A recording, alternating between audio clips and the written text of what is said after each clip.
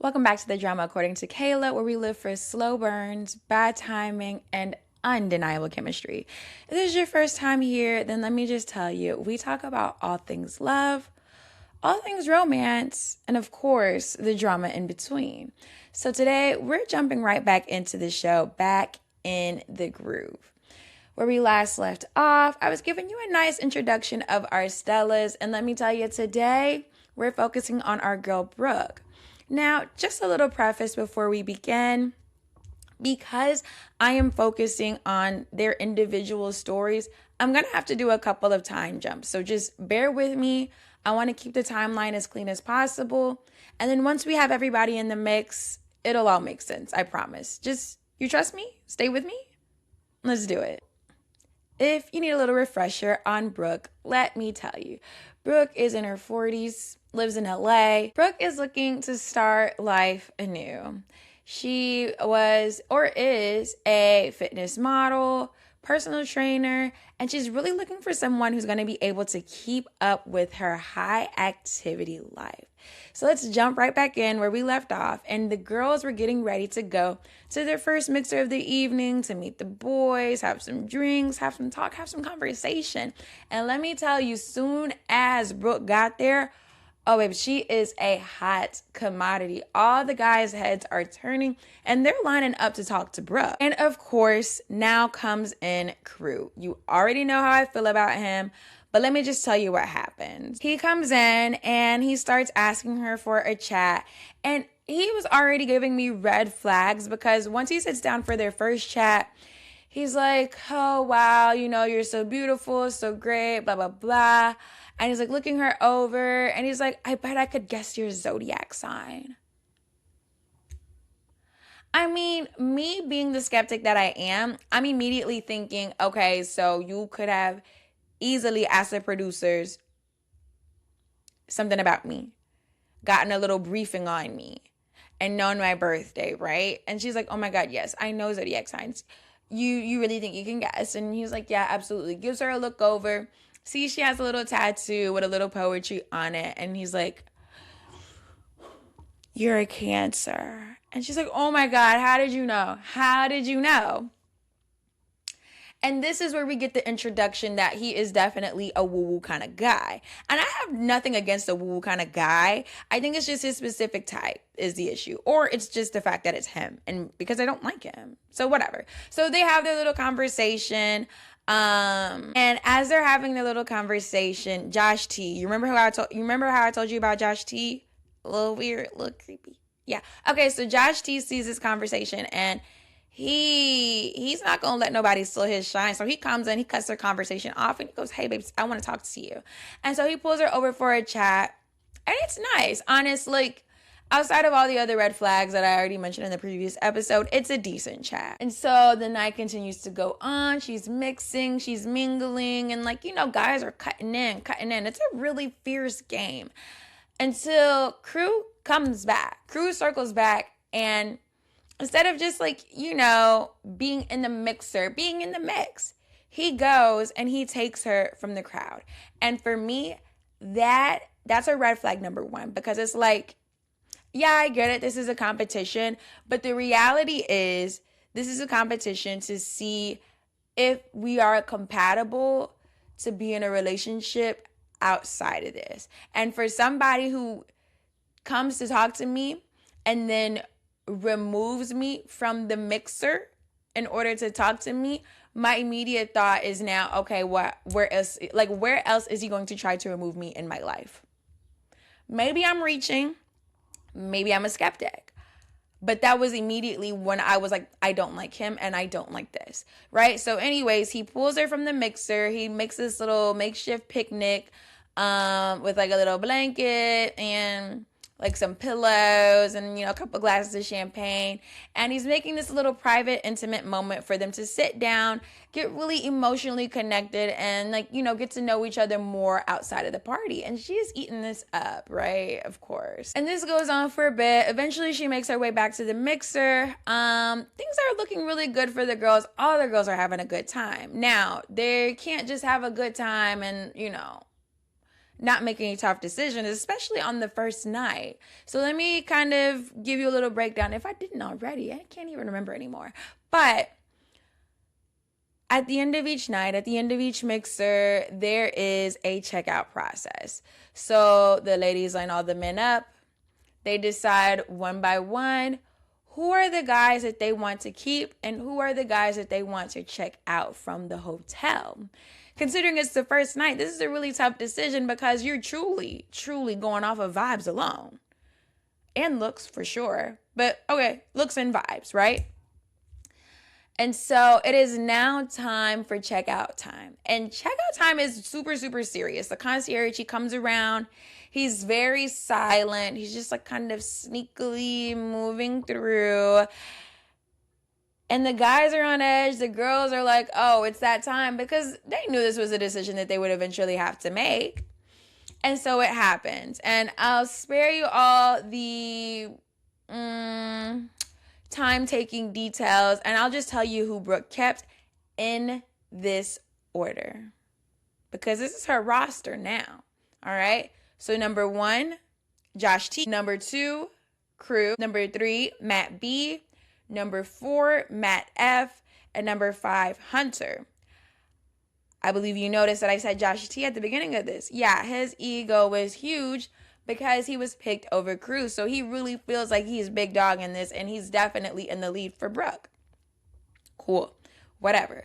So now we move on to our next day. And this is when things start to get more active. It's not their first night. They're not getting super settled in.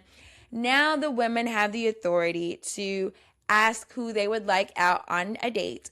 And they can kind of set the parameters of what kind of date they want. Do they want an active date? Do they want a romantic date? Do they want an intimate date?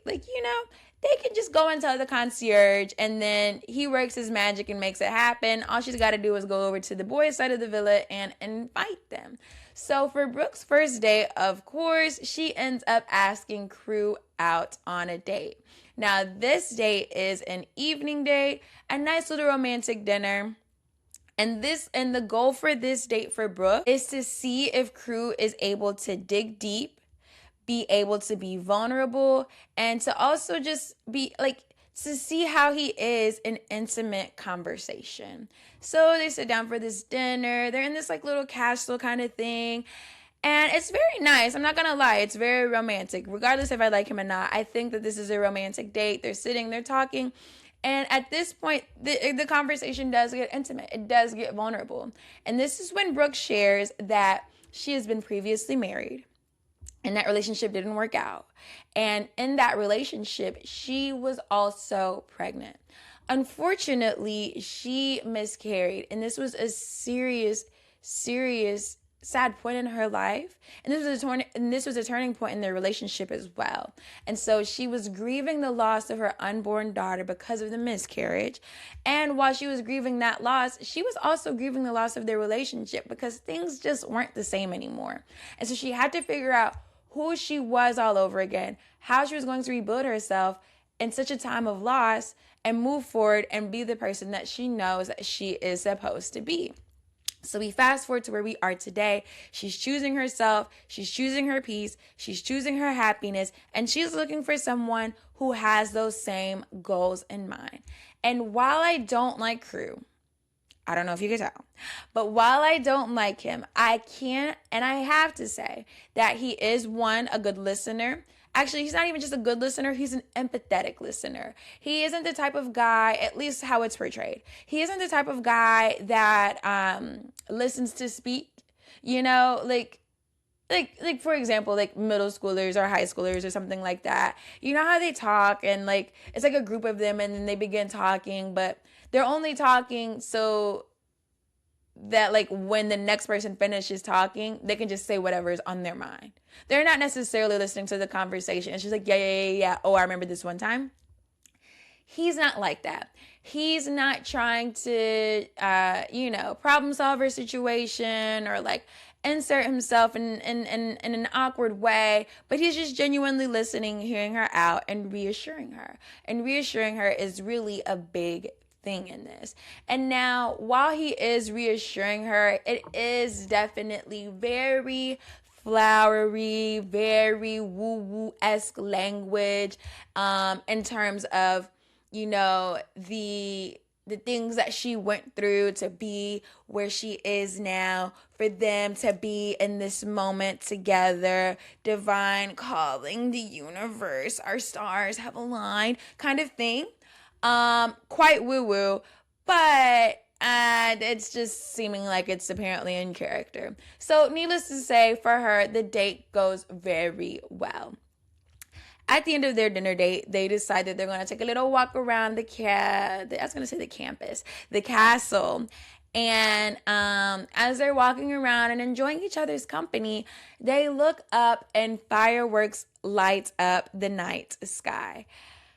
If I had to decide or even plan a super romantic night date, I think this would actually be the icing on the cake. So it's very beautiful. The fireworks are going. And of course, they share their first kiss under the fireworks. And it's honestly, it's very romantic. But of course, we can't have a night without a mixer and without a checkout process.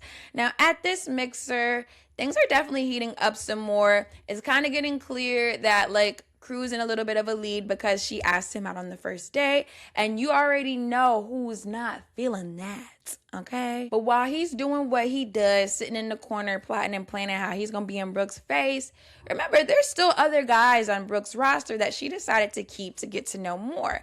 One of those guys being Hunter. And so as she pulls him for a chat, she starts getting a really good look at him. And in my opinion, he's not cute, so.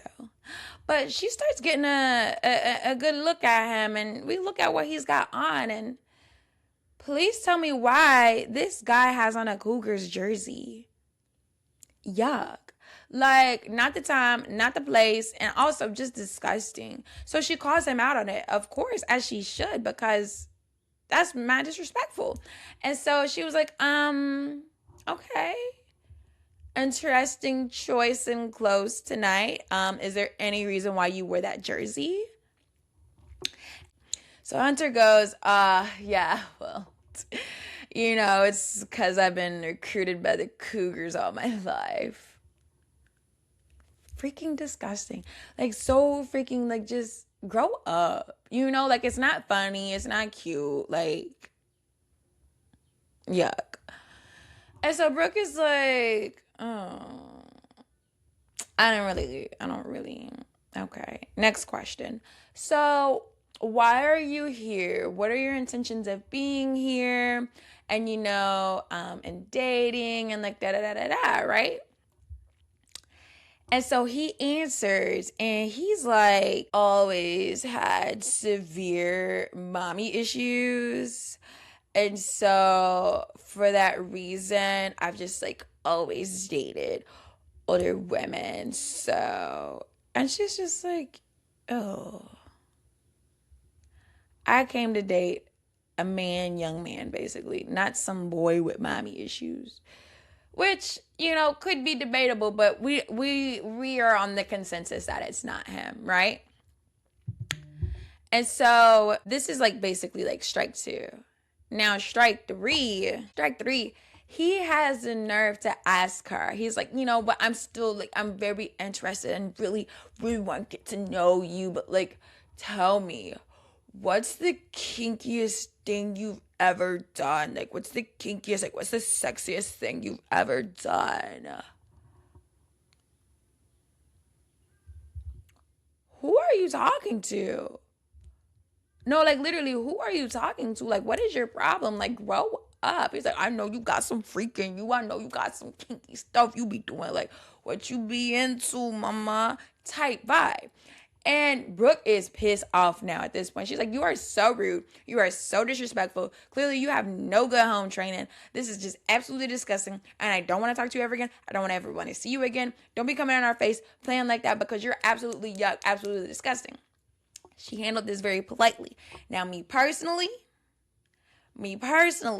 if I was on that writer's room, if I was on that set, yeah, number one, bow, would have threw the drink on him immediately. I wouldn't have wasted no time. I'd be like, you're so rude and disgusting. You have no respect. Fat, drink on his face. Number two, I would have told on him to the other boys. Why would I have done that? Because now I get to see who's really going to bat for me. Who wants to protect me? Who wants to, like, set some guy straight because he's coming to me disrespectful? This is a nice little test, right? At least I would think so, right? So I would have told the guys on him. I'd be like, yo, get this guy. Like, have you, But that's just me. But she handled it very good, very respectfully, like a lady. And so she was very much so upset. So either she dismisses him or she walks away, but I'm very certain that she dismisses him, as she should. And some other things transpired that night. We'll get to it later, girl. I promise we'll get to it later. But let's just jump ahead to checkout time. And let me tell you who she kept in this order. Crew, Quentin. She does keep Josh T. Now, in this one, it was a little bit of a mix-up because there are multiple Joshes. And then Sparkle was trying to call Josh, the other Josh. But then they were like, wait, which Josh? And then she couldn't remember, like, which last initial for which Josh. And she was like, both Joshes. Just bring both Joshes over here. And they were like, oh, okay, yeah. But we already knew that Brooke was going to choose Josh anyways. But what we weren't expecting was how low on her list, on her roster, Josh is now. And Josh is definitely feeling some way about this because he didn't really get much action, much conversation during this mixer, especially with the things that transpired with Hunter.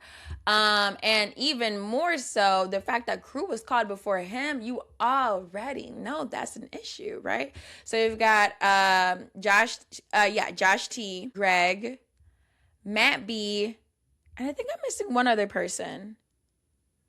And Tate, maybe? I don't know. I don't even know if I listed him in our lineup, but whatever. Irrelevant. I'm not gonna lie. And so you already know who she sent home personally.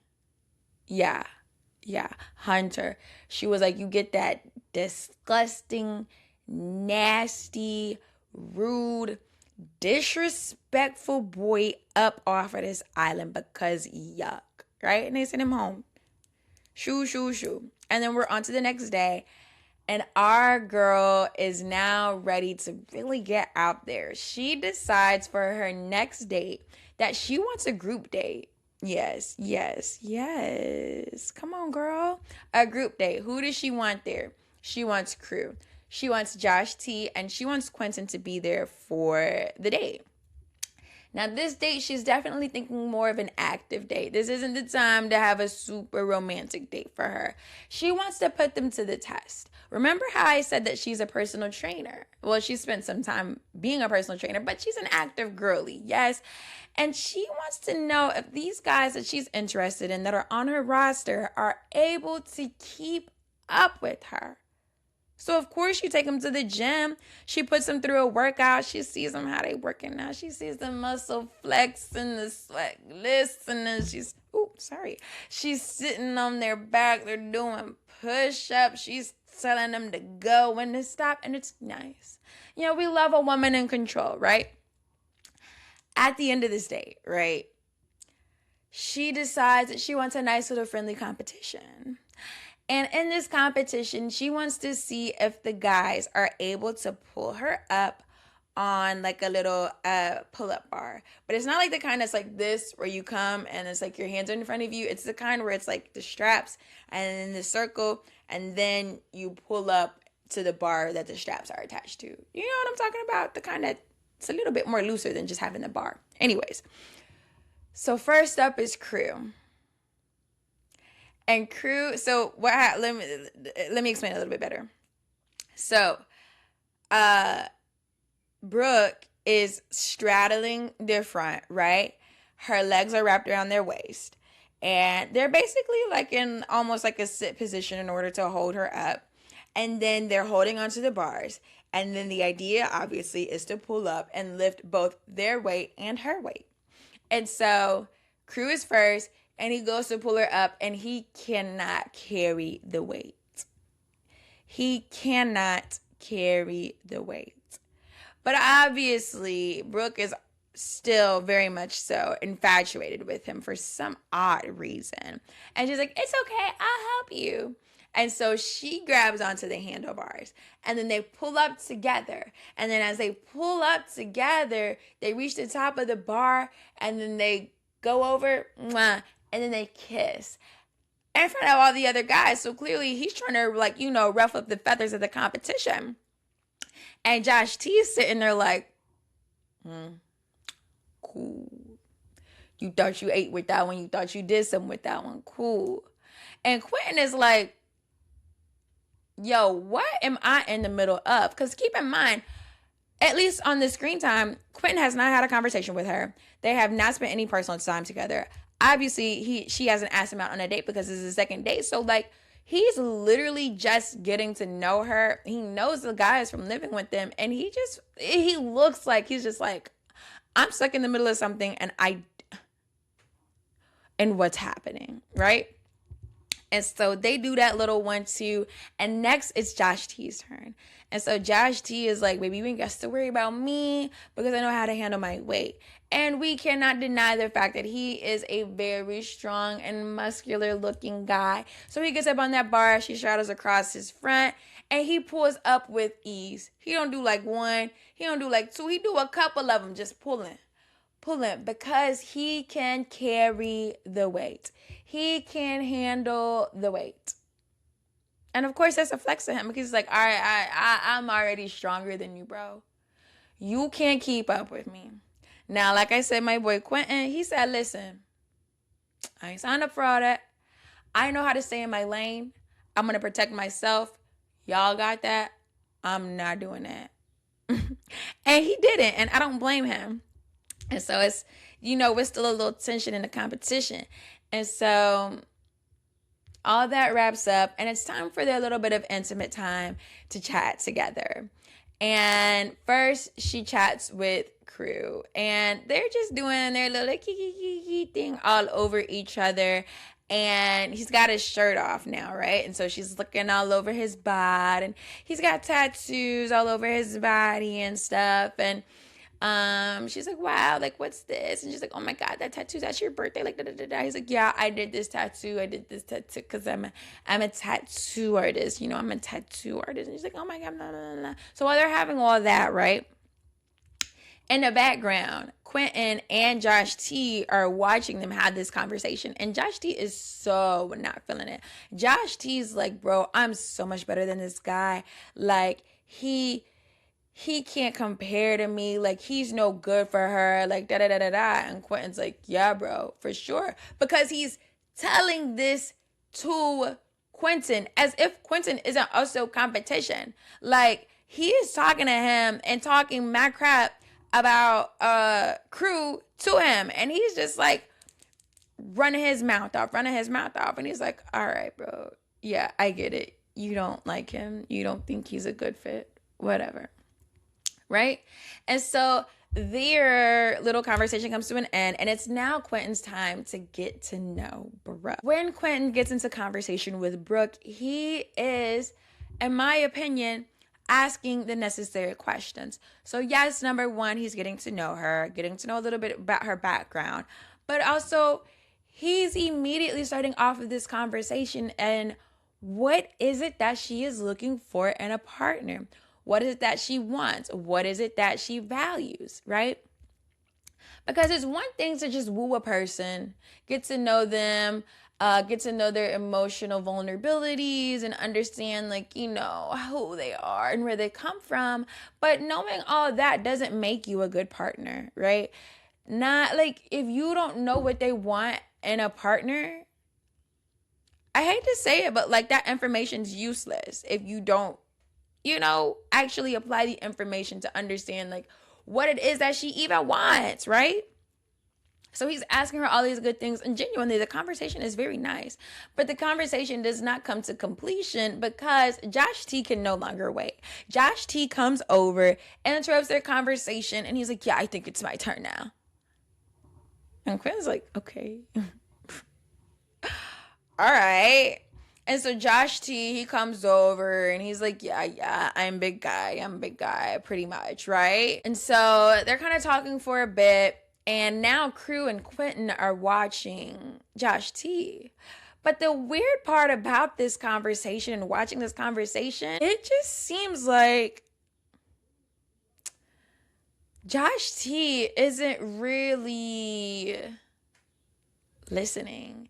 Like, back to that whole comparison of like middle schoolers, one person talks and just waits for the other person to stop talking so they can say whatever on their mind. It was definitely giving that, like, just blank, dead in the face, just nodding, yeah, for sure, yeah, until he could talk again and, of course, talk about himself. And so the guys are watching. They're like, there is no way in the world that he's actually listening to her or he actually knows what she's talking about.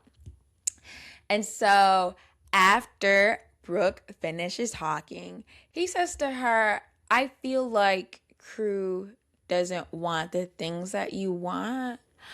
And I think that you need to be more watchful because he might not be who he says he is.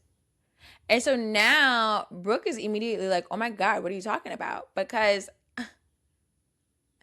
we can't tell if Josh T is playing the game or if Josh T is genuine about what he's saying. Like, does he know something that we don't know? And Brooke wants to get to the bottom of that. And she feels a little frazzled because she's like, well, no, I was definitely really feeling Crew, but I'm not going to let any man manipulate me and like blah, blah, blah, blah, blah, right? So she is now leaving this date with some really like confusing feelings. It's a lot.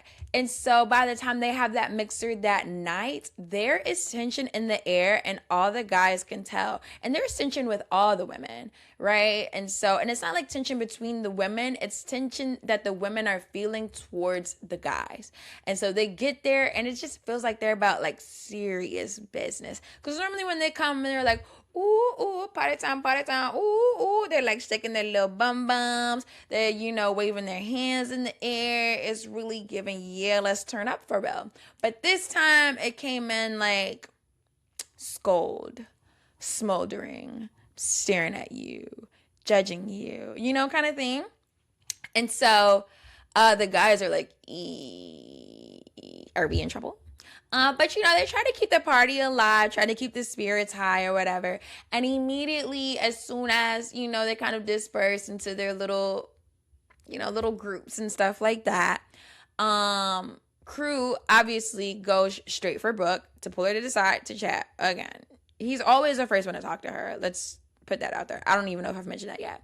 But he's always the first to talk to her. So he comes up to her and he's like, hey, Brooke, really enjoyed our date. Like, it was so much fun. Like, da-da-da-da-da. And Brooke's like, yeah, that's cool. I have some concerns. And she immediately tells him exactly what Josh T had told her. And Josh T's like, not Josh T. Crew's like, what? Like, why was he talking about me? He said it's a problem with me. And she was like, yeah, and I'm just trying to get to the bottom of it, like, da-da-da-da-da. And now that I'm thinking back on this,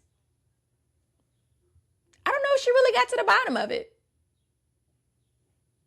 But let me tell you what does happen. So Crew starts reassuring her that like that he's not trying to manipulate her and he's trying to be transparent with her and that he's going to go talk to Josh T and he's going to get to the bottom of it. And this is where some drama starts kicking off, girl. So he pulls Josh T to the side for a chat. And Josh T is just chilling real nonchalantly. Like okay, so like they're in the conversation. Josh T is like facing the angle that I'm on the camera. And then like Crew was to the side talking to him. And instead of Josh T turning in to engage in the conversation with him, Josh T continues to look straight ahead and talking like away from him because like I guess to him and his alpha male brain, he's not worth his attention, right? So Crew comes up to him and he's immediately like, bro, why are you talking shit on me? And Josh T's like, I don't know what you're talking about. And he was like, yes, you do. Why do you have my name in your mouth? Explain. And Josh T's like, well, because quite frankly, I don't think you have the same goals in mind as her. And I don't think you have the ability to support her. Point blank, period. And so Crew was just like, listen, you're young, you're naive, you don't know what you're talking about. In the grand scheme of things, Josh T is indeed younger than Crew. But these are all younger men, right? So like Crew is like in his 30s or whatever.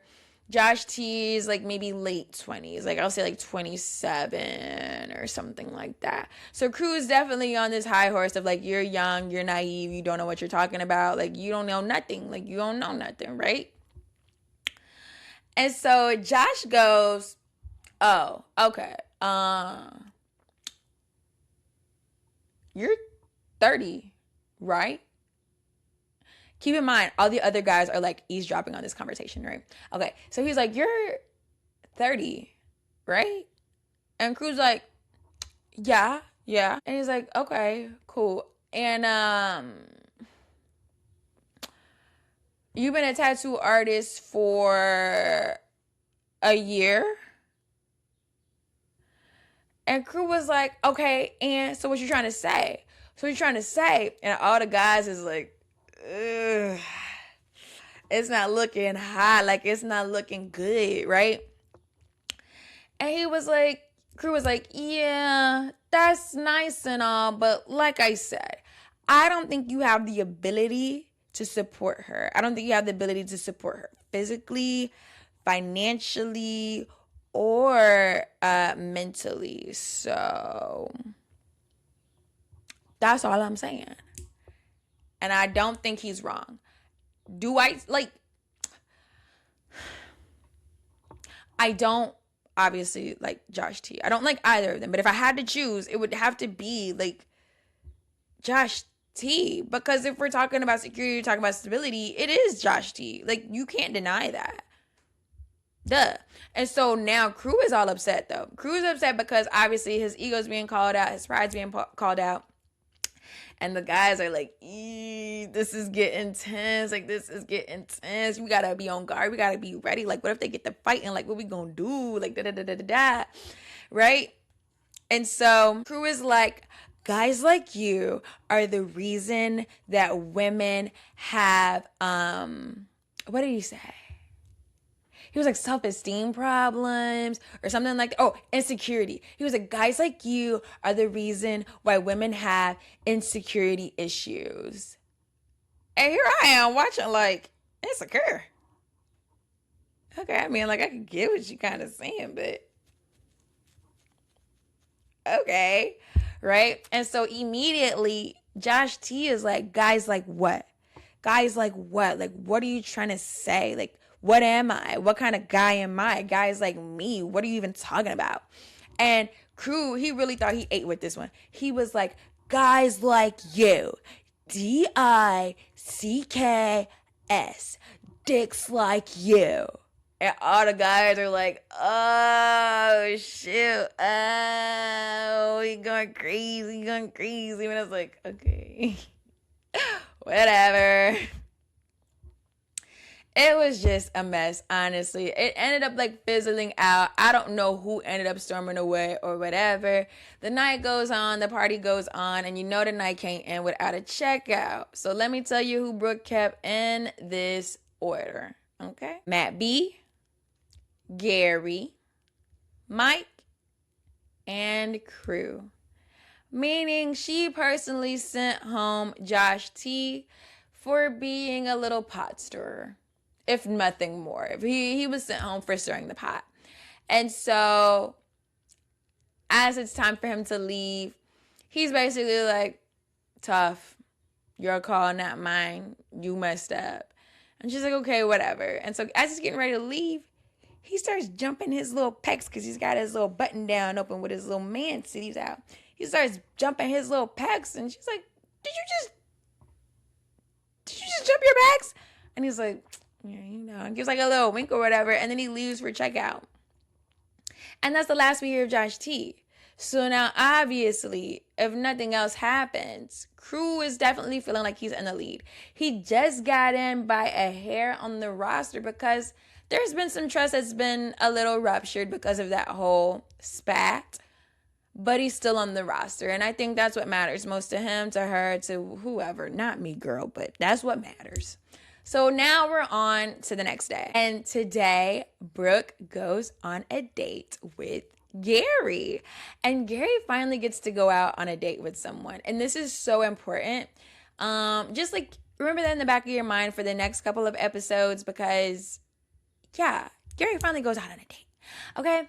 And so on this date, Brooke decides that she wants to have a nice, kind of sort of active day, a little relaxing, and she wants to do a nice little photo shoot on the beach, like, you know, beachside with the waves. What is that called? Like the ocean front? I don't know. I can't think right now. But anyways, they have a nice little swimsuit photo shoot. They start with their little clothes on, and then eventually they start working their clothes off. It's getting real hot. It's getting real steamy, and I can't lie. They've got some amazing bodies, and they look very good next to each other. They look good. They look so good. And so after the photo shoot, they sit down for a little picnic. They have a little talk, and they're really getting to know each other a little bit more. And there's definitely some connection. There's some vibe there. And they start learning that they have so much, like, in common that they didn't know, right? Because if you remember from the previous pics, Gary wasn't necessarily on Brooke's list, but now he is. He's caught her attention. And so they learned that they both have spent time as personal trainers. They have both been in some serious, like previously in a serious long-term relationship that really just didn't end well, but like, you know, they're finding themselves and they're looking to grow and connect with someone. And it's honestly, it's a sweet date. It's so cute. I mean, Gary's cute. Like, it's a good date. It's absolutely a good date. And by the end of it, girl, Gary goes in for a kiss. And when I tell you, that kiss is steamy, hot, passionate. Now, that's the kind of kiss I want to see on an island, okay? That's the kind of kiss I want to see. And so their date wraps up. And of course, you know, we have another mixer. So we get to the mixer and you already know who's going to talk to her first. Yes, Crew. Now he's got to talk to her first even more because he still wants to ensure that he has a special place in Brooke's heart and that she's not going on these dates and forgetting about her. Because when she went over to that villa to ask Gary out for a date, that boy was shaking in his boots because he felt like he didn't really have no competition until Gary entered the stage. And he should feel like that. And I mean, in my opinion, he did have competition regardless because he wasn't cute to me. But now that she's picking Gary, he know he's got somebody that he don't compare to at all. Okay? So he was shaking in his boots. So now we're at the mixer and he wants to make sure that she's not forgetting about him. I mean, I would, but... And so they chat. And he's like, you know, I know we haven't spent a lot of time together recently, but I wanted to give you this gift. And girl, this irritated me even more because he brought out of his pocket these 2 rings. And what irritated me about these rings is that I have these rings. And I know where them rings came from because them rings is from Shein. And if I had the ring right now, if I knew where it was, I'd show it on the camera. But don't worry, I'm going to pull up a screenshot and we're going to put it here. So he pulled out these little cheap booty rings. And he was like, this is for you. They're little hand-hugging rings around your finger. And it's to signify 2 things. One, that, you know, you're the love for your daughter, that she's always here with you, holding on and hugging you and caring for you because you're always holding on and caring for her. And number 2, for me, because I'm here and I'm caring for you, and wham. And I also have a matching ring for me. Girl, you don't get that little ugly cheap ring on somewhere. Like, oh my gosh. But she ate it up. You know she did. You know she ate it up. And so She accepts the rings, obviously. It's a very nice, it's a sweet moment, whatever. And then we're just gonna skip ahead to checkout. So, who she keeps in this order: Gary, Crew, Tate. So far, even though he brought them little ugly rings, he was picked number 2 on her roster. Let's go on to the next day. You know what? Next day is the girls, they take some time, they take a break because we're getting to the end of the series, right? And so they need some time to do some self-reflection. They need some time to do a little sisterhood healing. So they go on this little healing journey, and I don't feel like it makes sense to explain it right now because you don't also know what the other women have been through. So let's put a pin in sisterhood healing journey. We're going to circle back. So now we're just going to move forward to after sisterhood healing journey, okay? You still with me? Take a sip of water. Okay, let's do it. After sisterhood healing journey, she decides she's been keeping Matt around for a bit, and they do need to go on a date. And I mean, what a fine time, especially considering the fact that we're nearing the end of this journey, right? But she's pretty tired. She doesn't really want to go out, so she wants to invite Matt over to their side of the villa. And she wants them to cook dinner for her, at their spot. She's thinking pasta. And so now this is one of the first guys that's like being invited over to their side and for Brooke. And of course, it's not Crew. And in my head, I just feel like that's ruffling some feathers, you know? So Matt comes over. He's like, I'm glad she wants pasta because that's all I can really cook. So he gets in the kitchen. He starts chefing it up or whatever. And the other girls are back in their room. And so Steph comes out to Sparkle and she's like, girl, you smell some food. It smells like somebody cooking, like who, Brooke cooking or something like that. And so Sparkle's like, no, but I do think Brooke has a date over here. And Steph is like, over here? She got a date? With who? And Sparkle's like, I don't know. And so Steph immediately like, come on, girl, we got to go investigate. We're on an undercover mission. And then it becomes like this cute little montage where they're like ducking and diving and rolling all over the house, trying to spy and peep on them. And it's super cute, super funny. Matt doesn't see them, but of course Brooke sees them, and she's trying to like keep her cool, keep her composure or whatever, but it's super cute. So they do the little dinner. They have their cute little montage, you know, the whole we're cooking together, we're play fighting together, oh, here's the pasta, you know, kind of thing, that. So they have the dinner, and then for dessert, they're having some ice cream sundaes in the pool. You know, with the cherries, the whipped cream, the chocolate. So obviously, they're spraying the whipped cream on each other, they're kissing, da-da-da-da-da.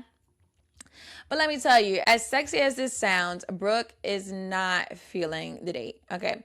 She's kind of over it. She's not feeling the spark. She's not feeling the chemistry. And I mean, how could she? Especially after the date she had with Gary.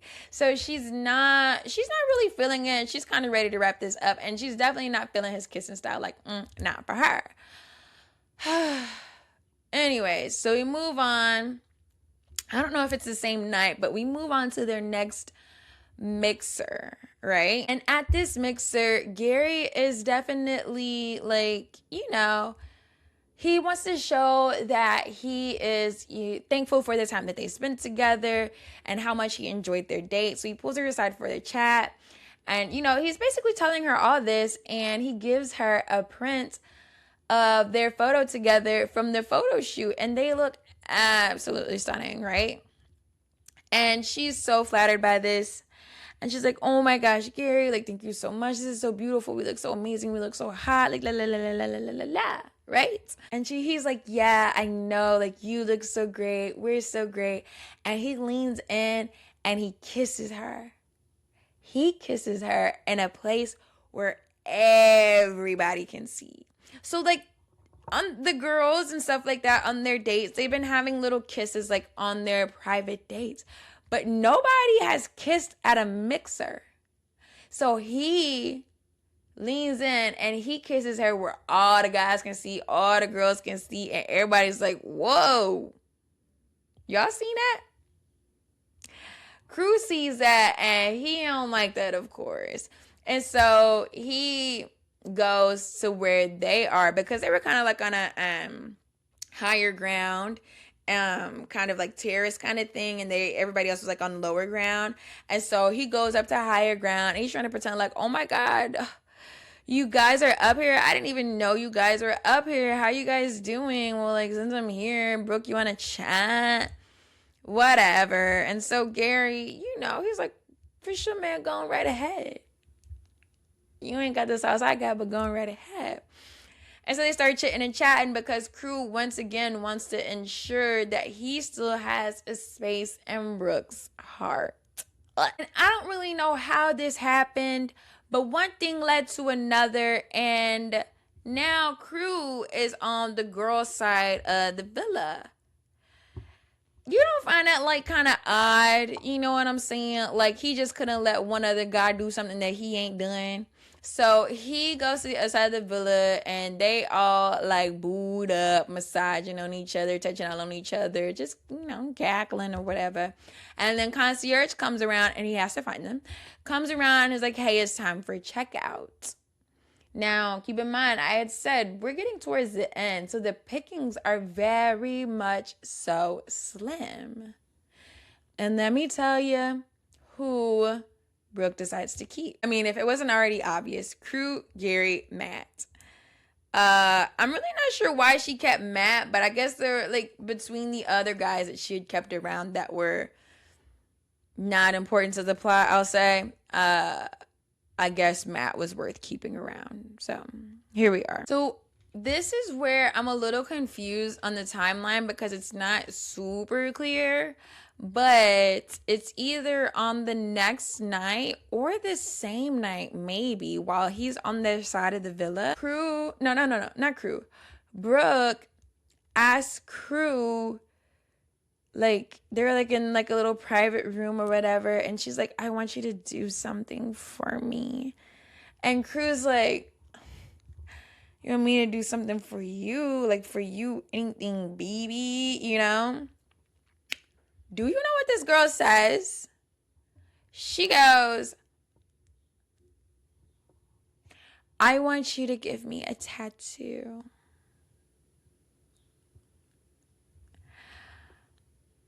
She wants the guy. The 30-year-old guy who has only been a tattoo artist for 60 days, 1 month, and I hope it wasn't a February, but we'll go with, oh my God, I said 60 days. That's 2 months. I'm giving you way more time. 30 days. He's been a tattoo artist for 30 days, hopefully not 28. She wants a tattoo from him. And he's like shocked. He's like, oh, I definitely thought this was going in a different direction. And quite frankly, I would have preferred it went in a different direction. But whatever, girl, do what you do. And she's like, I don't know if I'm just like living in the moment or if I'm crazy. You're crazy. You're crazy. You're crazy. You're crazy. Right? And so she's just like, I want a tattoo to commemorate like our time and our journey together. And he's like, of course. So he pulls out he pulls out all this stuff and he starts doing a tattoo. What he ends up doing is a firework down like the backside of her. That's your forearm, right? Yeah. So it's going down the backside of her forearm. It's kind of like exploding. And it's got some like, it's dashes. Okay. I'm not going to embellish this. It's dashes going down her forearm after like, the explosion or whatever of the firework. And she's like, I absolutely love it. And then like he does a matching tattoo on his thigh of the castle, but it's just basically like point square, like really basic elementary type of tattoo. It's like, this is the castle, but it's like building block castle, like rectangle, square, triangle, This is the castle, and we will commemorate our journey and our experience together forever. Terrible choice. Terrible artist. Just overall terrible. So, with this in mind, we go into our next mixer. And Gary is consistently making sure that he is putting his best foot forward. And so, once it gets to the mixer, he pulls her aside and he is like, you know, once again, so grateful, so thankful. I appreciate the time that we're spending together. He sets her up a little charcuterie board, and who can deny snacks, girl? Like, we having a mixer. We having some drinks. You know, I'm a little snacky. So he makes her this nice little charcuterie board. He's a little nervous. He don't know if he did a good job or not, but he's just excited to share his act of service with her. And so she comes up and she sees it and she's like, oh my God, this is so nice. This is so sweet. And as they are chatting, he asks her, he goes, Brooke, I need to know, are you feeling me for real, for real? Like, because I'm feeling you for real, for real. And she's like, I am. I truly am feeling you for real, for real. And I know this can't be the same girl with this broke ass. Ooh. I know this can't be the same girl with this raggedy tattoo going down her arm. Can't be her. Can't be her. Talking about some, no, I'm feeling you for real, for real. And then it cuts to like a little confessional and she's like, I'm really feeling him and I'm liking him, but I feel like I need to be honest and I want to tell him the truth, but I don't know how to break the news to him. And so they go the entire conversation and she does not tell him the truth. And so after their conversation, then Matt B comes and, you know, he's catching up with her too. Same thing, like, how have you been? You know, hope you got some rest. It's been so great getting to know you. I'm loving spending time with you, yada, yada, yada, yada, yada. And she's like, oh yeah, like this has been great. And like, and like as she's talking, she reaches her hand up to put her hair behind her ear. And Matt notices, he goes, oh, you have a tattoo? I didn't know you had a tattoo. And she's like, yeah, actually, I just got it. And he is like, oh, you just got it? That's cool, but like, what is it? And truly, honestly, seriously, what is it? Because it looks terrible. That is the proper, that is probably the first question you should ask. What is it? Because who knows? And she's like, oh, well, I'll spare you the backstory. I'm not even gonna do that.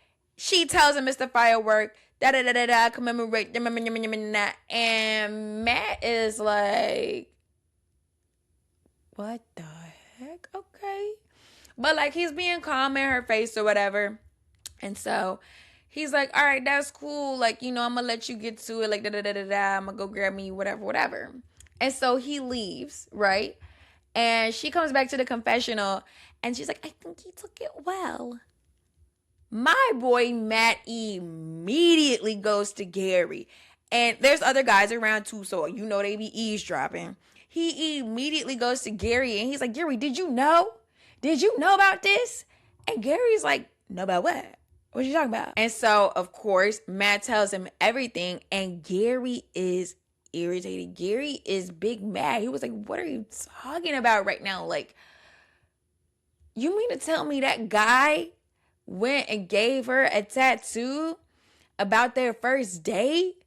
Why the F am I even here no more? Like, why am I here for real? Like, for real, like, why am I even here? Like, you playing in my face. I asked you if you was for real with me. And you talking about you for real with me. Whole time you got a tattoo on your arm that another dude did. Like, let's be so serious right now. Like, let's be super serious. And so, the both of them are definitely heated because Brooke and Crew definitely got them effed up. And so, Gary goes over to Crew and he was like, how could you?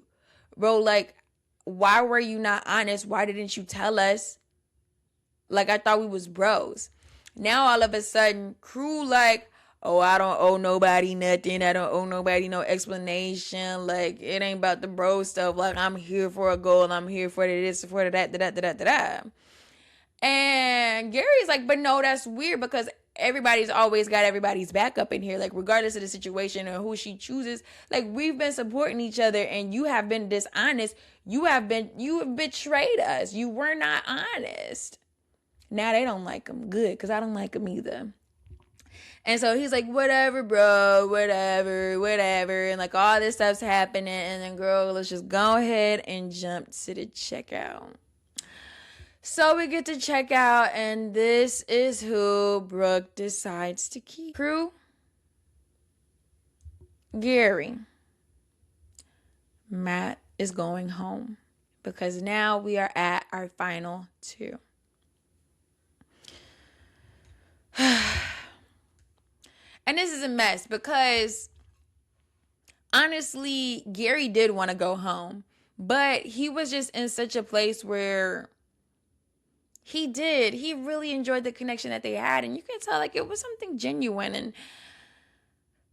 he just wasn't ready to give up the fight yet. Like, you know, bump that little ugly tattoo, man. I still got better feelings for you, you know? So he sticks around. Now we're on the second to last episode.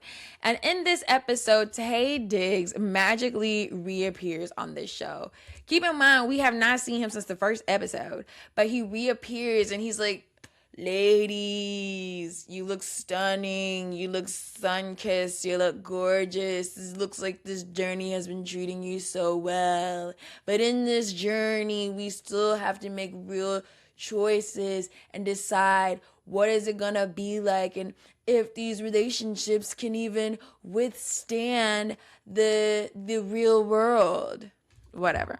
So anyways, he's doing all that, and they're like, okay, so we've got a surprise. Basically, someone is here to knock some sense into you and remind you that the real world exists outside of this resort, aka we brought your family. Can you explain this to your family, right? And so for Brooke, her support person is her sister. And before they go and they meet or anything like that, Gary ends up pulling Brooke to the side for a conversation. And in this conversation, he just really wants for one, he wants to share how he's feeling. And number two, he wants some clarity about the situation. So the bigger part is how he's feeling. And he needs to share with her that experience last night with that whole tattoo thing and like the dishonesty and stuff like that. He said that was a very triggering moment for him. That was so triggering for him. He did not like that experience. He did not like that feeling. He didn't like that feeling of being betrayed because he has been, like we said, in a previous long-term relationship. And that person betrayed him. And it hurt because this was the person that he chose to be with, but it did not feel like that person chose him. And honest, that needs to be said because she needs to be held accountable for her actions. At her big grown age, she needs to be held accountable for her actions. Just because she wants to live in the moment, enjoy the journey, does not mean that her choice did not have a consequence. And the consequence is that she hurt somebody that she was also feeling. And so she apologizes and she's like, you're so strong. You're so mature. Like, you're so, yeah, he is. Yeah. And so he asks her again. And he's like, tell me honestly, like, are you feeling me for real? Or are you all in on crew? Be honest. And I don't even think I got to explain what she said because she said, I'm all in on crew. Now they crying. Whatever, bro. I want better for Gary. Because after that little shenan she did, that's just, So they have this super emotional moment, this conversation, and in the end, she wishes him the best, she wishes him love, and he wishes her, first, before she even does any of that, he wishes for her nothing but happiness because she deserves to be happy, and he has decided that he is going to check himself out early.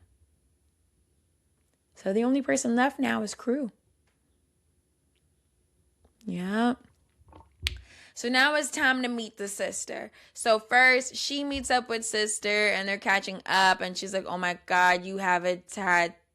Two, who is this? Who are you? Like, what? And she's like, yeah, oh my gosh, I'm so in love. And like, like Crew, he's just, you'll get it when you meet him. You'll get it when you meet him, right? And so then Crew finally comes, right? And so immediately, sister's checking him out. And she's like, okay, he's a nice looking guy. He's not too young. I really like the way that he pays attention to my sister, the way he watches her. Like, it's endearing. It doesn't seem indifferent or standoffish. It does seem like he does indeed care about my sister. But sister wastes no time, and she gets to the heavy hitter questions immediately, because somebody should have been did this. So the first question she asks is, okay, so do you love my sister? And Brooke is like, whoa, whoa, whoa, whoa, whoa. And Crew was like, whoa, whoa, whoa, whoa. And she was like, answer. Hello? You're not finna play in my sister's face. So do you love her? Like, what's up? And Crew is like, well, I'm falling. What? And so now Brooke and the sister like, falling what? What are you talking about? Like, complete sentence. And Brooke's trying to be all, and she's like, no, just like, finish. She said, like, falling what? Like, falling what? And he's like, I'm falling in love with Brooke. And she's like, ah. And sister's like, oh, that is so nice. I love that. Like, that you're really starting to, like, really develop a true relationship with my sister. That's so amazing. Yeah. She don't stay on that long. She don't stay on that long because now she wants to know, okay, well, where will you be living? Where will y'all be living? How do y'all plan on making this work? Like, who's living where? Because keep in mind, Brooke is in LA. Crew's in Utah. So what is this, long distance? Is somebody moving? Like, what's the plan here? And surprise, surprise, they haven't talked about it. They haven't thought about it. Oh, we really haven't gotten there yet. So you've been all in on this guy, but you don't even know like what an actual relationship would look like. Okay, that's fine. Cool. Let's just say you want to be long distance for a second and then see how it worked out. Fine, cool, whatever. The next question, sister asks, so is he excited to be a dad? Does he even want children? Because keep in mind, this was one of her goals. She wanted to settle down, start a family, and be with someone. And the opportunity to have a child again, right? Surprise, surprise. They have not talked about it. Are we really surprised though? And it's almost as if Josh T might have been on to something. Don't like the guy, but he might have been on to something.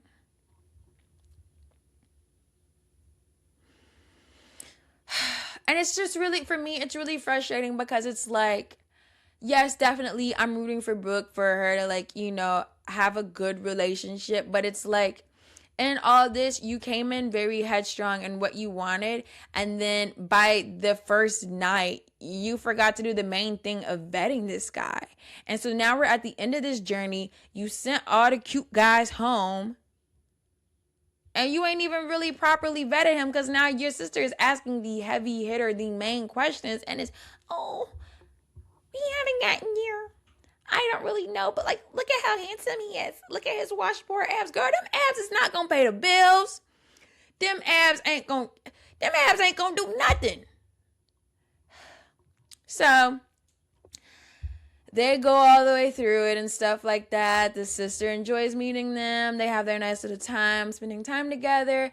And you guys, we are now at the end of the journey. And at the end of this journey, the women have to decide, are they going to leave this island with the person that they feel a strong connection with.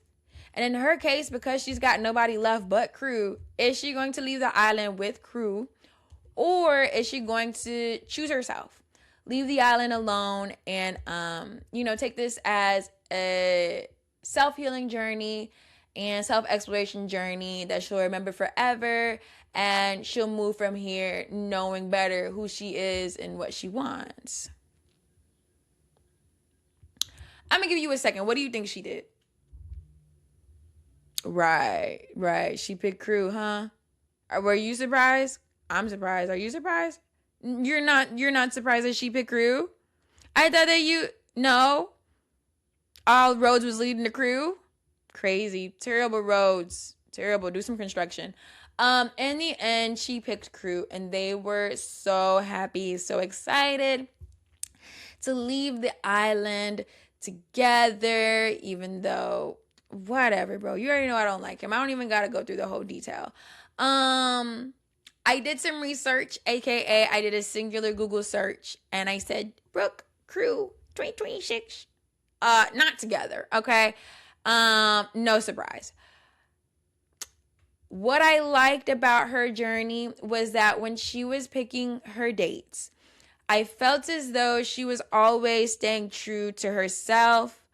And, the things that she valued in herself that she felt like were diminished or were pushed aside to the back burner in previous relationships. So, for example, being a model, being a fitness model and stuff like that, showing off her body. She was in previous relationships where the men, they didn't like that. They didn't like her showing off her body and stuff like that. But for her, that was something to her. That was empowering. That was her confidence. And that was a piece of her identity that now she allowed, or this guy came in and kind of took away from her. And then it came to personal training. She was dating these guys, and the guys, they couldn't keep up with her. And so now this is another aspect of herself and her identity that she is unable to share with the person, even though it means so much to her. So for her to put emphasis on these dates, of these different aspects of herself, that is something that I really, really loved. What I did not like, however, how much time we spent on Crew. Yuck. We could have just had so much more fun. That's all I got to say. I didn't like how much time she spent on Crew, and by the time she started exploring these other connections, because in my opinion, from the jump, right? So from the first night when we got there, and then he pulled her to the side. Let's say I call that romantic, whatever. Let's say I call that romantic, and he wants to do a little beachside thing. That is now considered a date. And so my first real day, I'm taking somebody else on a date, because you've already taken time. You know what I'm saying? You was already too much, all your eggs in one basket by day one. And I just think that had she given herself a little bit more grace, a little bit more space to really just explore and have fun, she definitely could have developed some better connections. Definitely could have gotten Josh T off the radar much sooner. Probably gone closer to Gary or anybody else that wasn't Crew, quite frankly. And maybe be in a lasting relationship. Who knows? Who knows if these dating shows are even real? But regardless, we're going to keep talking about them. So next week, we will get into... I think we're going to get into Steph's story. Yeah, I think that makes the most sense. We're going to get into Steph's story. Thank you guys so much for listening. I will see you next week. Love you. Bye.